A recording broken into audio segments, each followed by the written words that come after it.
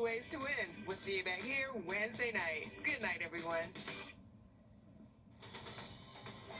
Live from Augusta, we're watching News 1226 at 11.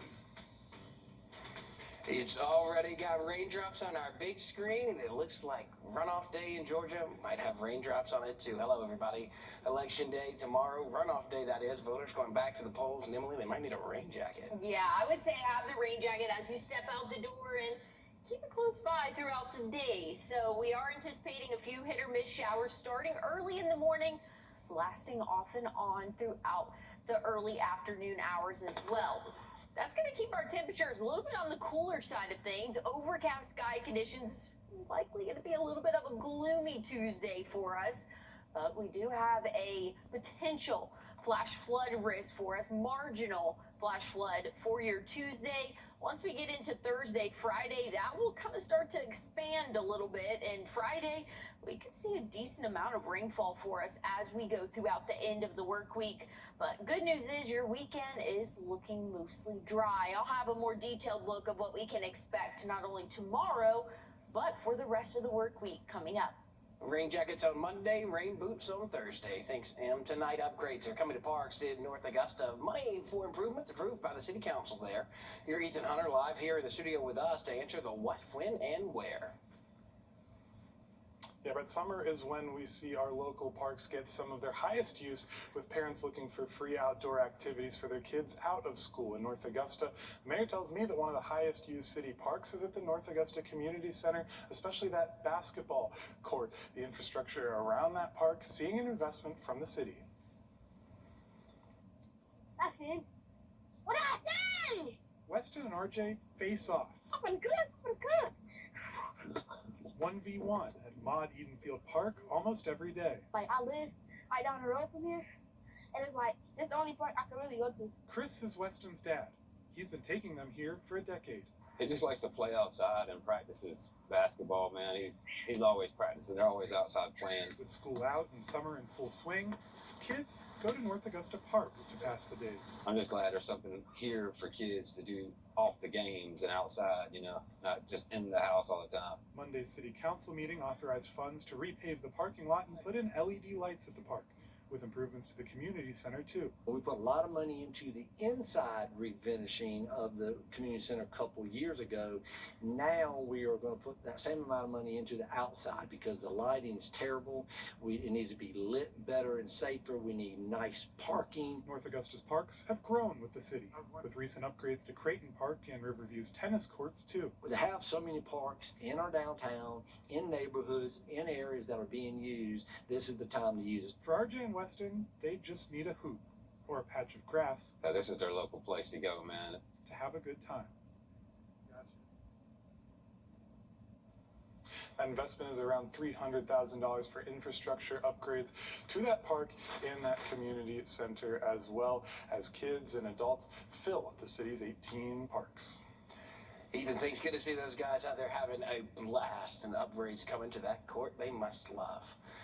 News tonight, Augusta's downtown VA Medical Center working to fix the damage from flooding that happened over the weekend.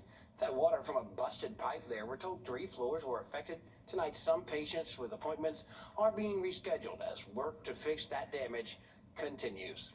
Tonight, we are learning new details about a dog attack that killed a 3-month-old baby girl in Augusta. The story exposing a larger problem across Georgia. It is the number of certified foster homes. It's dropped nearly 20% since 2019 across the country, but here in Georgia, that number has dropped a staggering 40%. Your senior investigative reporter Liz Owens explains the fallout from the shrinking number of foster homes. 911 was the exact location of the emergency. In Augusta, the dog killed the baby, and I was asleep and I never saw it. New records we obtained from the coroner's office paint a different picture than the original account from the sheriff's office. The sheriff's office incident report says the caregiver allowed her cane corso and the infant to co-sleep with her. But the caregiver told the coroner in this report she put 3-month-old Zamora to sleep not in the caregiver's bed, but in a rocker next to her bed. In the coroner's report, report, she says she checked on her several times throughout the night. The coroner's report also helps explain why the little girl was in the woman's care.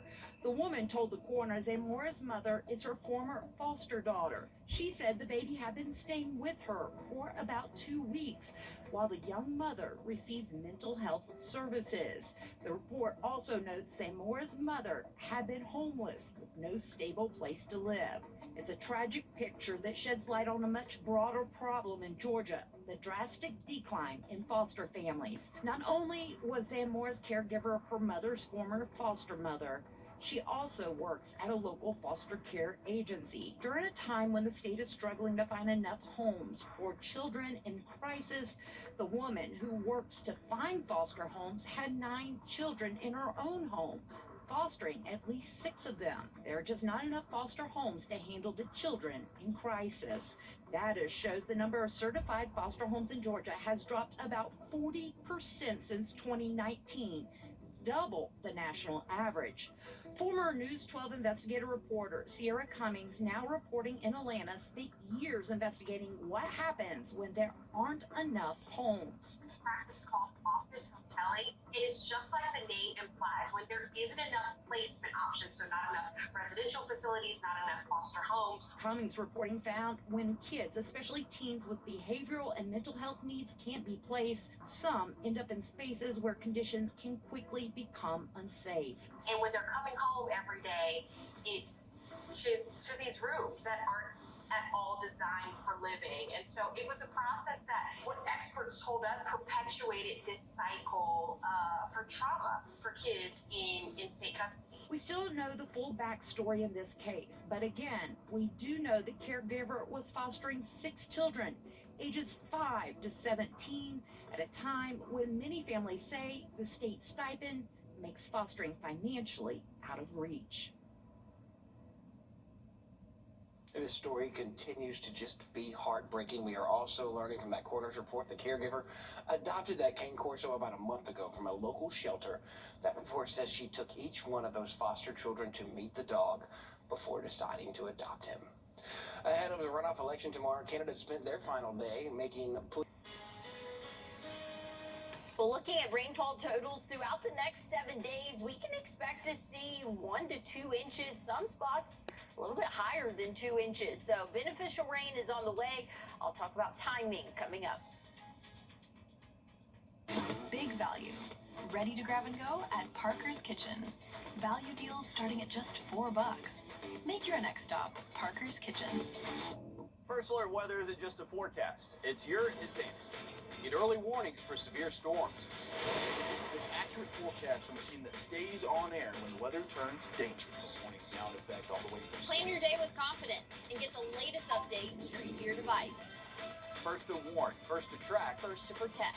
This is News 1226 First Alert weather. Always ready, always streaming. Download our app or stream WRDW Plus for free on all your favorite platforms.